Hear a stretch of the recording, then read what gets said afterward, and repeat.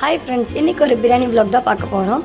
இது வந்து என்னோட பையனோட பர்த்டேக்கு செஞ்சது தான். சிக்கன் தம் பிரியாணி தான் செய்ய போகிறோம். முதல்ல ஸ்டவ் ஆன் பண்ணிவிட்டு பாத்திரம் வச்சு தேவையான அளவுக்கு எண்ணெய், லவங்கம், பட்டை, ஏலக்காய் இதெல்லாமே சேர்த்துட்டு நம்ம வெங்காயத்தை சேர்த்துடலாம். வெங்காயம் சீக்கிரமாக வதங்குறதுக்கு தேவையான அளவுக்கு உப்பு, வெங்காயம் நல்லா ப்ரௌன் கலராக மாறினதுக்கு அப்புறமா நம்ம இஞ்சி பூண்டு பேஸ்ட்டு, மிளகாத்தூள் இதெல்லாமே ஆட் பண்ணிவிட்டு நம்ம கட் பண்ணி வச்சுருக்க தக்காளி இதோட சேர்த்து நல்லா வதக்கி விட்டுருங்க.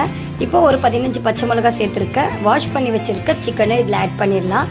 இப்போ நல்லா கலந்து விட்டுட்டு கொத்தமல்லி, புதினா இதெல்லாமே ஆட் பண்ணிடுங்க.